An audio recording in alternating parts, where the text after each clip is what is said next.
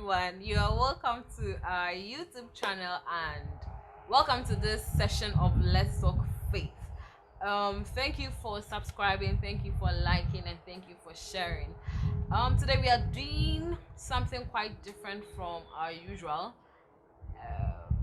Is it quite different? Not really, but then it's going to be an interesting discussion.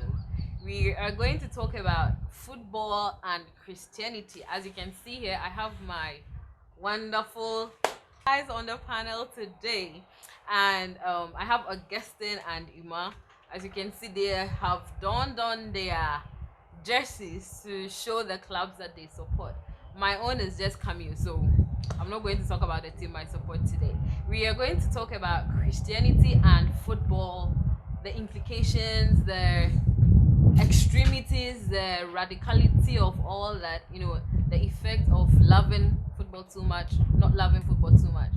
And like Augustine would say, why would you support the Red Devil? So, not wasting much time, let's move on to the discussion. Guys, you're welcome. Thank you very much. Yeah, thank you. Okay, so how are we going to start this?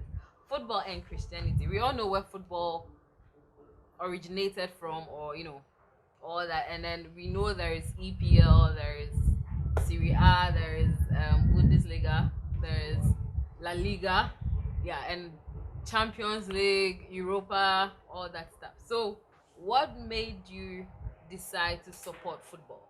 There is basketball, there is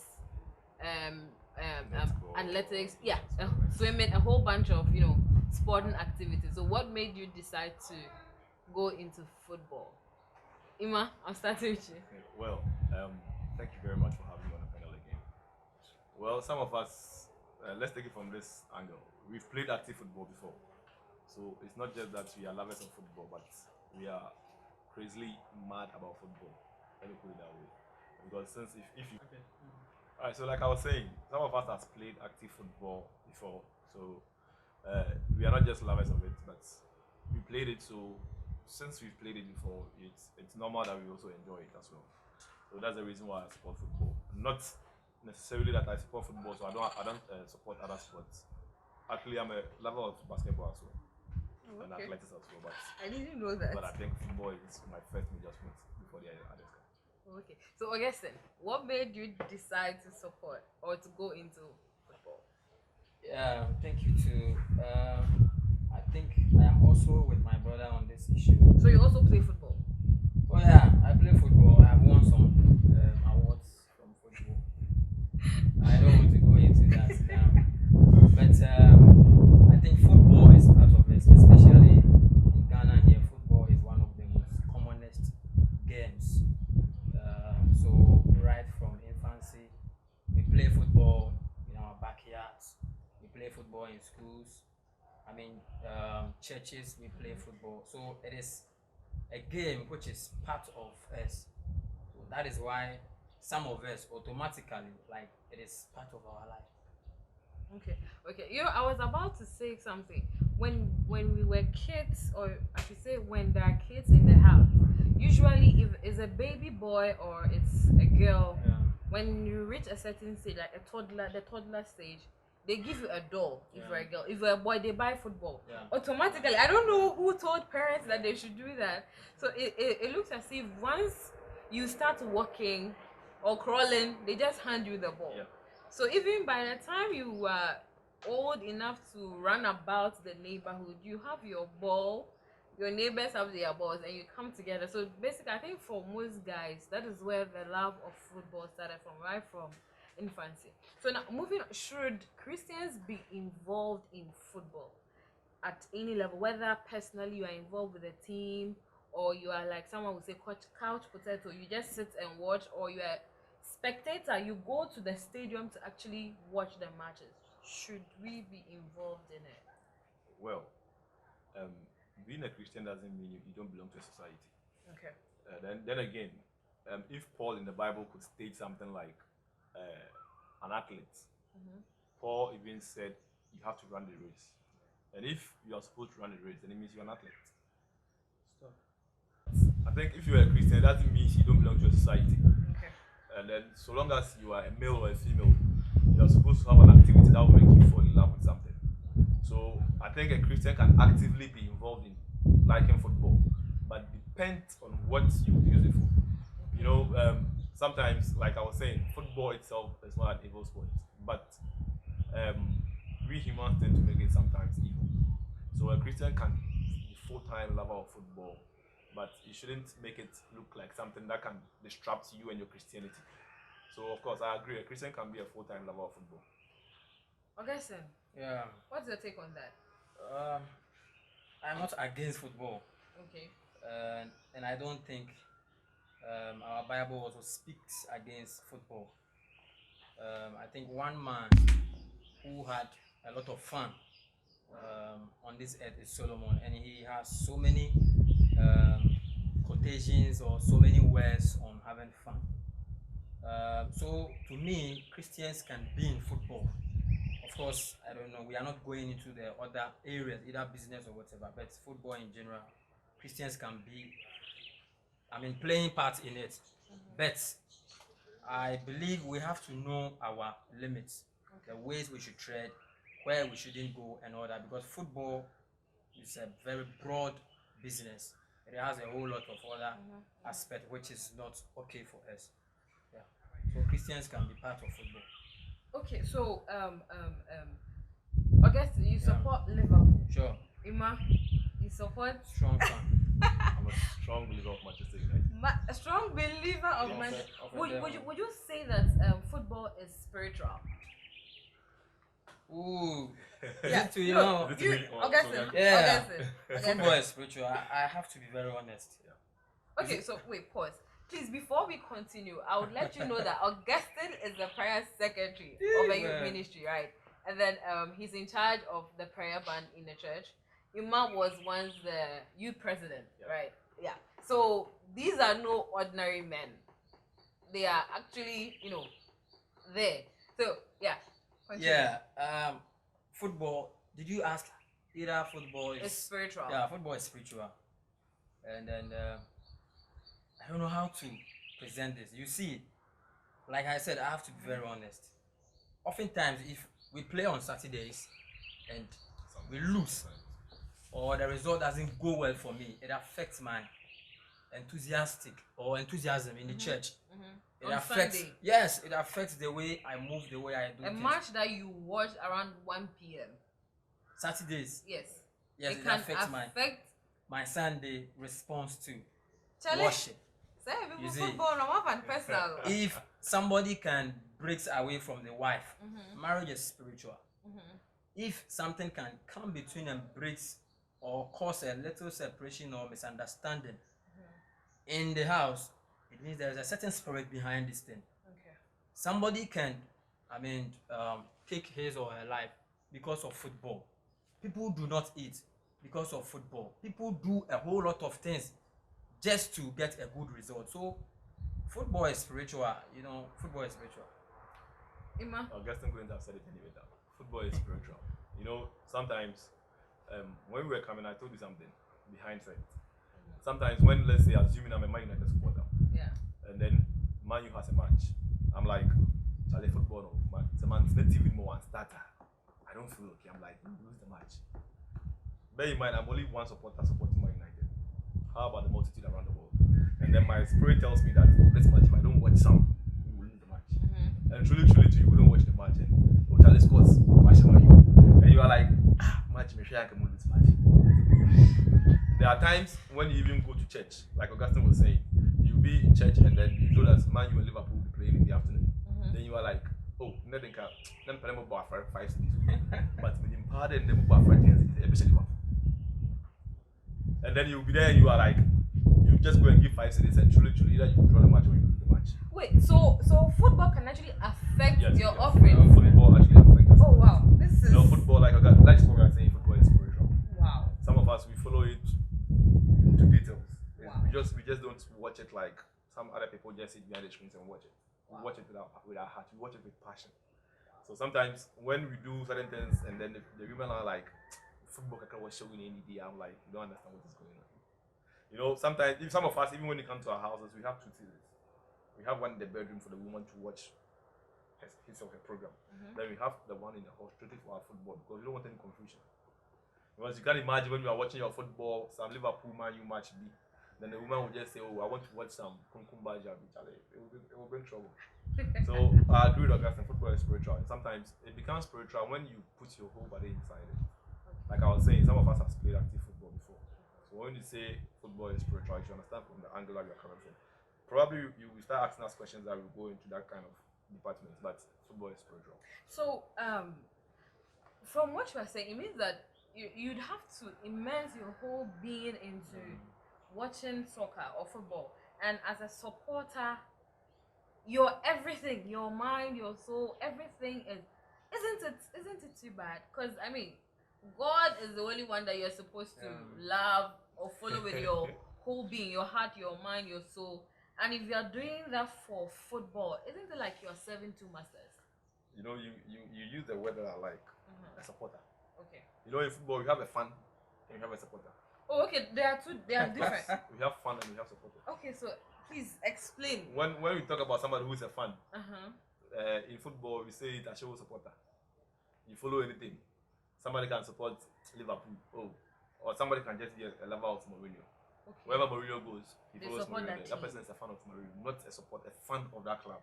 Okay. But when you talk about a supporter, he's a die-hard supporter of that club. He goes nowhere. Okay. Through the thick and thin. Okay, so You're Ima, always how there. long have you been following supporting Well, like, I've been supporting Man U since '99, so that is like 20. something years. And you know what took me to Man U? So imagine if you had saved one city for every match that Man United played, you'd be a millionaire. You know. I wanted to say certain things, but probably we have to reveal it no matter what. You know, some of us even pay contributions to our clubs on our side. You pay. I'm not saying me. Some of us. Okay. Yes. Okay. Some of us even pay contributions. Then I had this friend way back in school. He was also a Christian. You know, he doesn't pay any contribution in church. He doesn't pay tithe, but he pays He doesn't pay tithe. He doesn't pay contributions in church or anything. But he's a lover of the club, so Wow. he gives out This, something to the club. this, You know, sometimes there are some of the websites when you register, they ask you for your. Yeah, I know a friend. Yes. He supports Arsenal, and he has subscribed to Yes, virtually some, everything. every pay online, He something, gets their PayPal, jerseys, or everything. all that. Yes, there are some people who actually does that. So such a person, if you are doing an argument with him like this, the person can easily ask you now, club now in the German. Wow. How much do you pay for the club? Wow. Yes. So when it comes to football, it's not an easy thing. Augustine, Yeah. how far is too far? Because Yeah, if you don't yeah. pay tithe, Yeah. you don't pay offering, but you have enough money to go and pay for a club that no one knows you. I think that is a bit too much. Yeah. How far? And this is a Christian. Sure. I mean, that Well, is he doesn't really say that is anything too wrong deep. with it. Okay. So I was saying, Mhm. Christians can be part of football, but we have to know our limits. Okay. And these are some of the things. For you to be supporting your club financially in every areas, but refusing to support your church the same way, then that game becomes very bad, or a sin or something devilish for you. You see, I think Christians, from what he said, with the differentiation between a fan and then a supporter, if that is okay, and I agree with him, then Christians can be fan of football. And once again, I'll be very honest here. I am not too deep into some of these things. I don't pay anything to Liverpool. Of course, I love the team. Yeah. But I have been growing from being too, passionate about them. Yes. And I have my own means of trying to overcome some of these things. Okay. Because, like we said, the thing is spiritual. And if you don't play your role as a Christian very well, it will overcome you in your response to God. So some of these things is too deep. Not paying your tithes and then offerings, and then pushing a club of which you don't get the chance to go and see a Go live to match the and all that. stadium. I Yeah. think this is too deep. It is very bad. So Very, very bad. for let's say someone who for my church, for instance, there is Bible studies on Yeah. Wednesday, Yeah. and for some other branches is on Tuesday. So let's say there is Champions League match. What would be your response to it? Supposing your team is playing. I think no, you guys, you are playing Europa, so that's Thursday. Yeah, let me no, talk to no, let me yes. talk to the No, Liverpool no, guys. Yes, Let me yes. talk to the Liverpool. If you make it look that way, it seems like this is Yes. the year that we are not playing Champions He League. has to We've been decide playing it. Champions League for so many years. Okay. So we've all been there before. Okay, so okay. Yes, so fine. you can't sideline me and talk Okay, about so, Europa. okay, fine. Good. These are some of the things that as Christians we battle to overcome. Some of us actually battle to overcome. And I wouldn't lie, I'm one of them. Especially when, let's say, Man U has a tough match on Wednesday, especially Champions League night, like we were talking about. Champions League are games that usually comes once in a blue moon. There are some difficult games that when you get, you are like, I just can't miss this match. Yeah. And then sometimes, even if you choose to go to church on that faithful Wednesday, and you are sitting in the church, some of us have notifications and stuff on our phone. The very moment you hear any vibration in your pocket, the first thing that comes into mind is to take your phone and check the scores.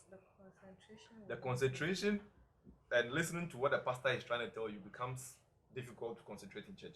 So for someone like me, I wouldn't go to church at all. Because even if I go to church, my concentration is not 100% in the church. Because we have other WhatsApp groups, football WhatsApp groups that we join. So even if you choose not to follow the online scores, because your data is on, constantly they will be updating. You see that WhatsApp, telling you didn't score this ball, you should have scored this ball. So periodically your mind will be like, you see pastor will be quoting some verse, and somebody will sitting beside you will try to ask you, what kind of chapter? Then you are like, you. Then your face become a mess in the church room. So for somebody like me, when it's a Champions League match day, I actually don't go to church at all. Because if I go, my concentration would never be 100% in church. My body will be there, but my spirit will not be there. Augustine. Yeah, so I'll follow up with the question, but let's hear what Augustine has to say. Like I was saying, these are some of the things which makes the how should I say, the followers of football either this is a sin or this is okay. Me too, I have to be very honest, I used to be a victim of some of these bondages. Okay. But I think 2-3 years back, I have tried my best to overcome that. Same happened to me. Wednesdays and Tuesdays, Champions League, I find it difficult to respond to church meetings, especially Bible studies. But recently, I think I have trained myself that I want to overcome this thing. It is taking me away from my focus. So how do I go by this? I need to switch to very active church program, and then I'll psych myself. When the time comes, I don't care. So I think about 2-3 years, when Liverpool is playing on Tuesdays especially, I don't mind. But I don't want to say whether this is my advice. You see, we are saying football is not a sin for a Christian. Yeah. But anything which makes you put God as a second choice, the thing becomes a God to you. An idol. So if your team is playing at a coincidental time with your church program, then you can put your church on hold. Then football is a god or a sin or something which is very bad for you. But if you have trained yourself to overcome some of these things, regardless of who is playing, then I think you are okay. Because at the end, the Bible advises us to have self-control. Yeah. We should be able to control our desires, the things we like and all that. So if you can control yourself in these areas, I think it's okay.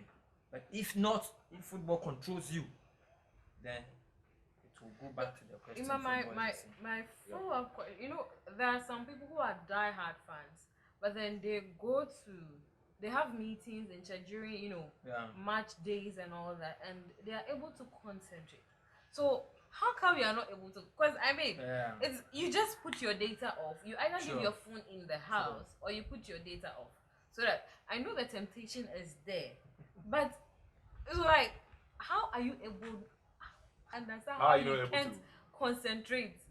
Well, some of us, because we have subscribed to the website and stuff, the very moment the fixture list comes out, it synchronizes directly to your phone. So you have all the notifications on your phone. That's maybe this Friday, Man U is playing Arsenal. Maybe next week Wednesday, Man U is playing Ajax. So you already have it in your head that So you already have it in your head that this Wednesday, okay, check service will go on. Yeah. But Charlie, Man U Liverpool match. What are you going to do about it? You know, like I was saying, with football and human has become intertwined. But like Augustine is saying, it takes self-control to get yourself out of some of these stuff. Good. There, like you were saying, you only have 10 of your data. But mind you, it's psychological. It isn't even about the data, but it's psychological. Because you have it in your mind that the team is playing today. It has already built up from the morning. You listen to sports shows. Actually, some of us even do not listen to sports shows right here in Takra. We use tune-ins to listen to our sports shows from Takrade, from Empire FM, Melody FM, those kind of radio stations. So it builds you up from the morning. So the spirit builds you up from the morning till the kickoff time. So since you've prepared your mind and everything to watch the match, and then Bible studies comes in, and you are like, okay, let me just leave my phone in the house. Let me turn off my data, or I'll take the phone to change, but let me turn off my data. My sister, you turn off the data, but still your mind will not be changed. Because psychologically, you've prepared your mind to watch that match. You get the point I'm making. If assuming let's say if it's a Man U match, Man U versus Norwich City, of course you know the scores already.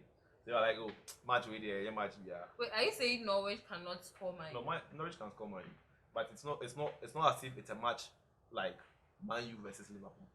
Okay. There are some matches you just can't choose to miss the match because you just want to watch what's going to happen on the field. Because you know, from starting to ending, the referee controversies, it should have been a yellow card, it should have been a red card, or these players shouldn't have started. So it builds up the argument because if you miss a scene and Augustine is saying something that you didn't watch, unless you come and watch it on replay screens, probably Augustine has already prepared his mind to say whatever he wants to say. But if it's right there live on the screen and then happens, Charlie, you can got on my red card, you got on my red card. That kind of argument, you get my point. So it becomes difficult when you just say you are turning off your data and go to church. Okay. Because psychologically, your mind is I think you said something that. Okay, so you said something that you build yourself up usually when it's match day. So the match. So psychologically, your mind isn't even on. When you were talking, the scripture that popped up in my head was building yourself up in your faith, in the most holy faith, speaking in tongues, which means that whatever a person decides to do or listen to has a great impact. Of course.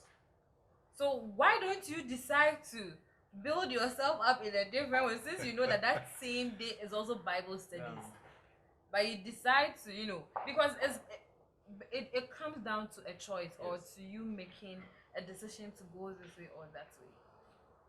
Sure. Is it a question for me or is it? I don't know whether it's a question or I don't even know. Okay, so because I am trying to understand you and you see, let me see if I can come in. I know some pastors love football. Okay, yeah. Good men of God, good children of God love football. But the point is, you see, those who will inherit the kingdom of God are only overcomers. The Bible says that those who will overcome, they will receive a crown. We have to overcome every weakness, everything which tries to suppress us. So Paul was saying in 1 Corinthians 6, I think 12, that all things are beneficial, but not all things are expedient. In other versions, the latter part uses, but not all things are lawful. I'll try all things, but I will not be mastered by anything. So some things, since we are limited to football, we can be involved in it. But the point is, we shouldn't let football master us. So those of us listening or watching, this is the point we have to come. If you cannot choose Bible studies, evening services, church services over football, then you are a slave to football. And anyone who is a slave to anything which is not related to God, that thing will take you to where the thing is going. You understand? That thing will take you to where the thing is going. Let me make this controversial point. Okay. First, let's say football now has become something that is creeping into. I was about to ask a question about that. So you make your submission and then there are other churches that I just don't want to mention their names. In Champions League night, other churches even give out the auditorium for they stream it. Some even give it out for commentaries and stuff. So it's a rhetorical question. On Champions League night, is it like the church do not have any program to do in the church, or it's a marketing strategy to get some people to come to the church? or they just have nothing to do, so they just want to give it out for commentary and stuff. No. Then again, Okay. the reason why I'm asking this question is that, like we were discussing, football on itself is not evil, but we can make it look like Our evil. reactions Yes, of it. because if a whole church is giving out its auditorium for a radio station to come and run a commentary and stream the matches there for free, and then this radio station coming there would eventually do commercials, and then these betting syndicates are all linked with these radio stations. We'll talk about betting and then the alcoholic part of, Let me end my point. Okay. He's asking. So, the question, okay. So if a church is giving it out in the auditorium to run a commentary, and then a radio station is running a commentary there, and it's doing a commercial for a betting syndicate. Wait, radio stations actually The churches They give go to out the church auditorium, auditoriums. run Oh, The okay. churches give out the auditoriums for to commentary. the public. And Yes. stream Oh, for the okay. public. I Not know like for the live streaming, but I didn't know that no, radio it's not stations just go for there live to streaming. make Just up for a- a Like a whole venue. commentary, like a venue for them to yeah. host a sports show. Yeah. Okay. So if this church has given it out in the auditorium for the radio station to come around a commentary Yeah, there what and stream makes the it- match, and then in the case of doing the program, this radio people will do commercials for the sponsors. Yeah. Mhm. They are betting syndicates. Yeah. They are alcoholic beverages and stuff. Companies, And yeah. then they are running their adverts in the church room where youth are there to watch football. Where do you think the youth will stand? Because I saw them, they're running betting commentary, Okay. betting adverts. So you Can I hold- respond to that? Okay. You see, to me, I don't see anything wrong with that because the agenda, the mission, and then the vision for that particular purpose is not evil. It is to, at the end of the day, win souls. So you see, Paul, at a point in time, found himself at, let me say, a fetish priest's Yeah, sure. house. So would you say, why should Paul go there?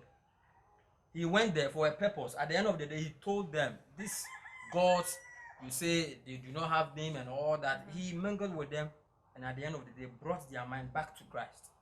So I think those churches who do that, their main purpose or mission on that is to, and I know in the course of the program, that is after Then they halftime, preach. they come and preach, and we've seen people giving their life to Christ just from that instance. So if I'm addressing that, it is not bad.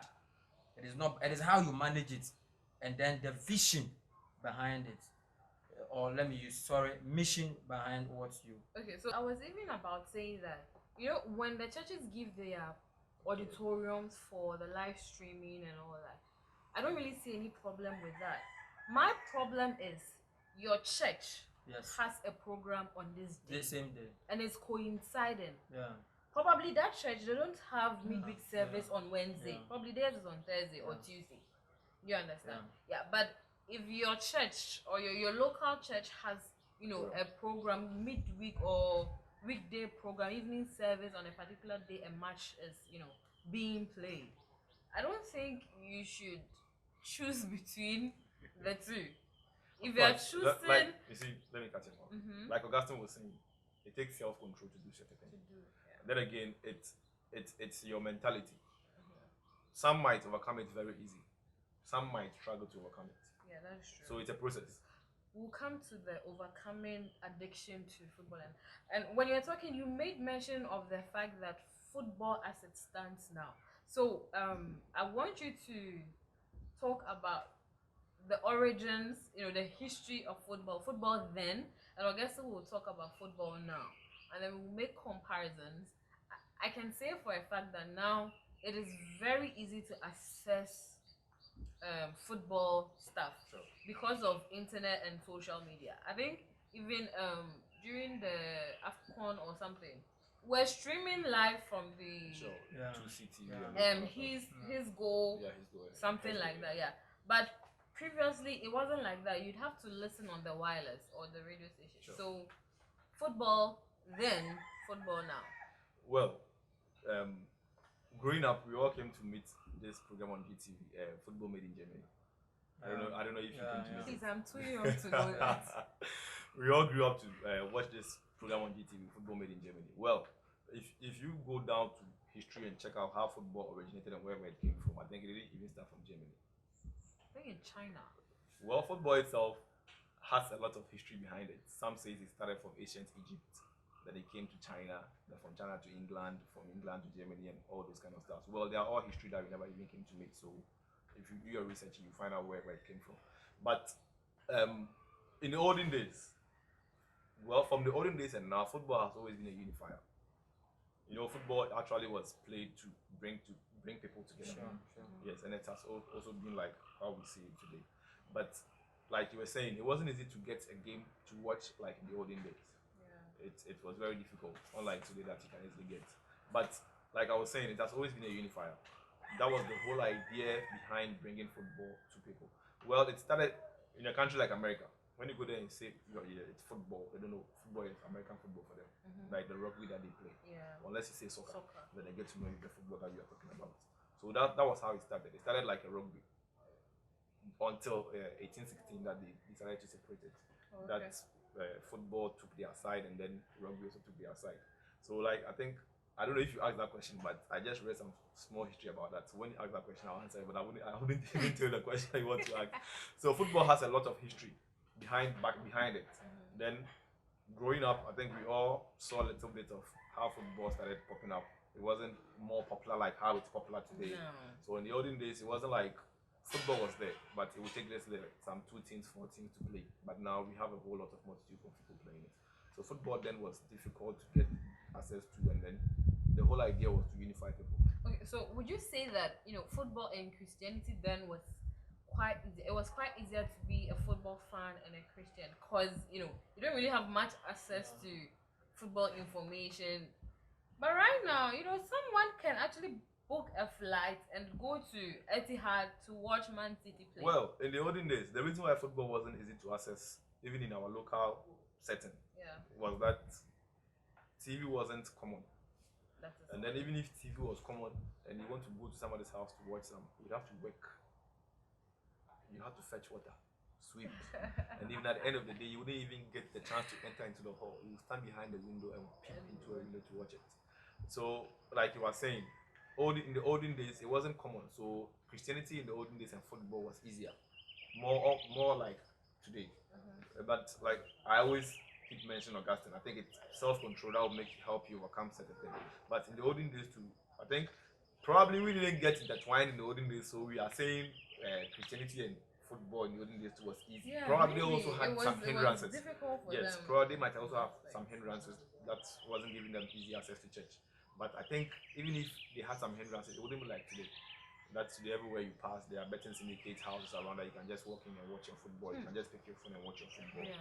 But in the olden days, it wasn't easy like that. Augustine, Yeah. football now. Let me start from the end and then count. Okay.